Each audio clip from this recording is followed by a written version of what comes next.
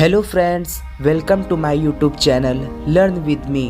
सो friends, slide को देखकर आप समझ ही गए होंगे कि आज हम किस टॉपिक पर बात करने वाले हैं। जी हाँ दोस्तों, नवोदय विद्यालय के बारे में।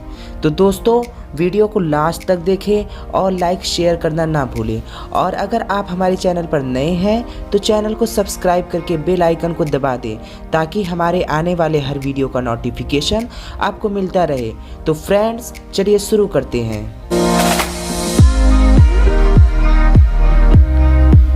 तो दोस्तों, जैसा कि आप जानते होंगे कि जवाहर नवोदय विद्यालय भारत सरकार के मानव संसाधन विकास मंत्रालय द्वारा चलाई जाने वाली पूरी तरह से आवासीय सह शिक्षा एवं सीबीएसई पैटर्न पर बेस्ड पूरी तरह से वित्तीय सहायता प्राप्त शिक्षण संस्थान है और इसकी स्थापना 1986 में राष्ट्रीय शिक्षा नीति के अंतर्गत की गई, जिसे बाद में जवाहर नवोदय विद्यालय का नाम दिया गया, जहां विद्यार्थियों को शिक्षा के अतिरिक्त भोजन, पोशाक तथा आवासीय सुविधाएं निःशुल्क प्रदान की जाती है। ग्रामीण क्षेत्रों के बच्चों में बेहतर मूल्यों की स्थापना, परिवेश के प्रति जागरूकता तथा भारतीय संस्कृति के प्रति श्रद्धा का भाव जगाना ही इस संस्था का लक्ष्य है। दोस्तों, वर्तमान में जवाहर नवोदय विद्यालय देश के लगभग सभी जिलों में संचालित है और कुल स्वीकृत जवाहर नवोदय विद्यालयों की संख्या 661 है, जो क्रमवार है।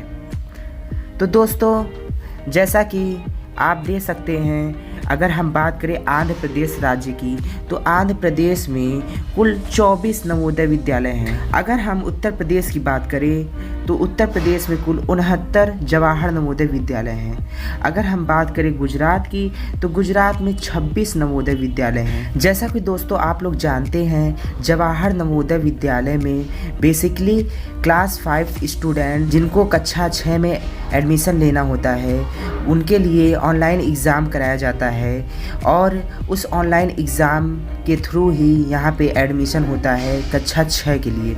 तो दोस्तों, कक्षा 6 में बची हुई कुछ सीटें वो कक्षा 9 में जाके भरी जाती हैं और कक्षा 9 से लेके 10 तक पढ़ने के बाद जो सीटें बची होती हैं उन्हें कक्षा 11 में भरा जाता है। अगर हम कक्षा 6 के विद्यार्थियों की बात करें तो कक्षा 6 के विद्यार्थियों का जो टेस्ट का पैटर्न होता है वो हिंदी और इंग्लिश दोनों में होता है और वो 20 लैंग्वेज में होता है अपने पूरे भारत में।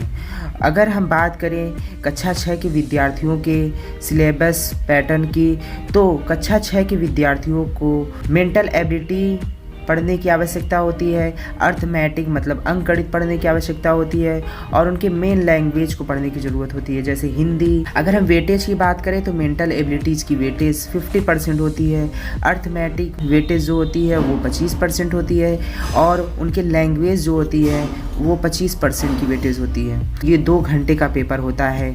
अगर हम कक्षा 9 में एडमिशन टेस्ट की बात करें तो कक्षा 9 के एडमिशन टेस्ट में English subjects, Hindi subjects, maths, science से क्वेश्चन पूछे जाते हैं। अगर हम टोटल मार्क्स की बात करें तो टोटल मार्क्स 100 मार्क्स का पेपर होता है। इसमें भी 2 घंटे का पेपर होता है। अगर इंग्लिश की बात करो तो 15 मार्क्स का इंग्लिश होता है, 15 मार्क्स का हिंदी होता है, 35 मार्क्स का मैथ होता है, 35 मार्क्स का साइंस होता है।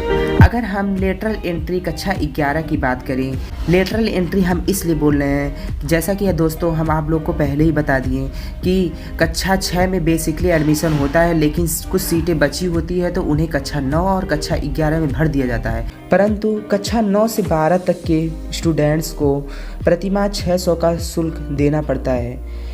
कुछ आरक्षित वर्ग के लोगों को छोड़कर और जिनके पेरेंट्स गवर्नमेंट जॉब वाले होते हैं उनको 1500 रुपये प्रति माह देना होता है। तो दोस्तों, अगर आपको वीडियो अच्छा लगा हो तो शेयर कर दीजिएगा, लाइक कर दीजिएगा और अगर आप चैनल पर नए हैं तो सब्सक्राइब करके ही जाइएगा। Thank you.